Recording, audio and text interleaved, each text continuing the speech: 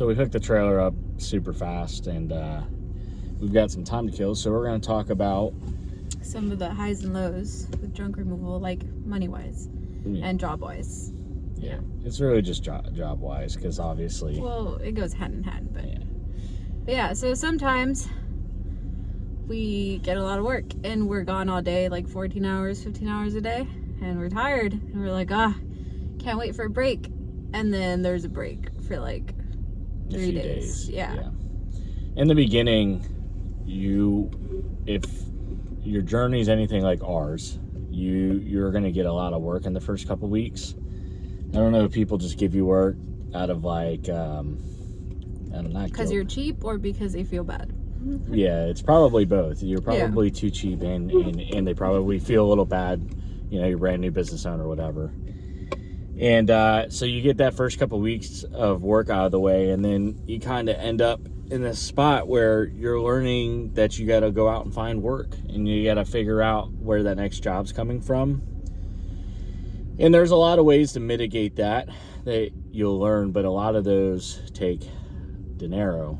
Ka-ching, ka-ching. So, you know, if you heed any of our warnings from the past videos, the one that I would say to heed is make sure you have some money in savings or whatever the case is, not only for your own bills, but to be able to put money into marketing. Because there's all these junk removal people that will tell you, oh, I make X amount of dollars off of Nextdoor, off of Facebook. I don't spend any money on marketing. And I just want you to take that with a grain of salt, because if you look at what they're doing, you look at their profiles, you look at their business pages, ask yourself, is that what you strive to be? And if it is, then go ahead and go for it. But a lot of those guys are just some person with a beat up truck and beat up crappy trailer charging, $200-$300 less than a legitimate junk removal company.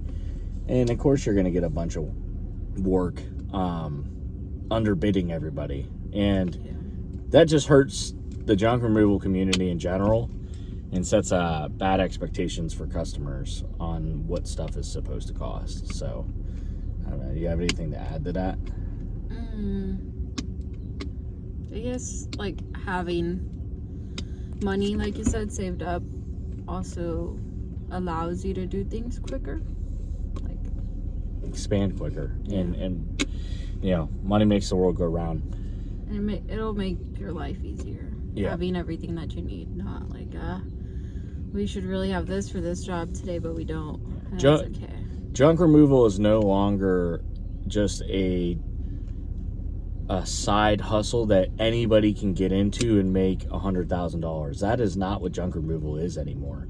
And people don't want to pay to have their trash taken away. That's not something people want to do.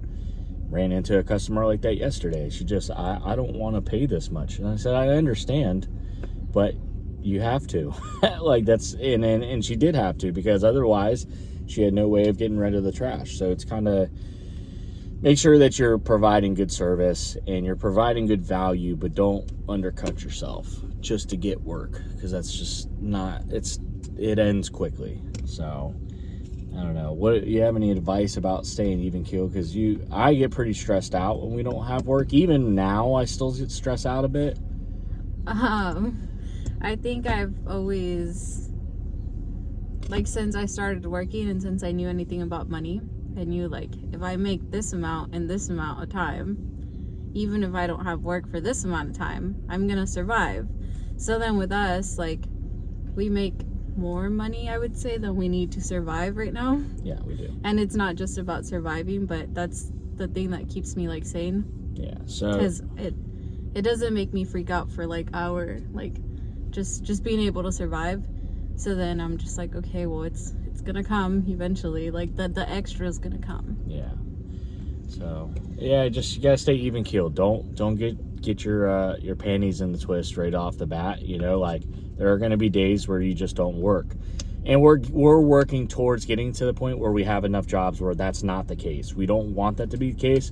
We want to be booked out every day. That's what it's going to take to expand to the next level. To be able to hire people, and then we get to have another couple days off, but still working. Yeah, it's a different type of work. So, yeah. And the last thing I'll leave you guys with is just make sure that your overhead, your cost every month are way low, way low. Don't go out and buy a super nice truck. Don't go out and buy a super nice trailer. Get the bare minimum. Yeah. That way, when you don't have work, you don't have to freak out. So we're going to head over to the job here in a minute. We'll see you guys over there. Much love.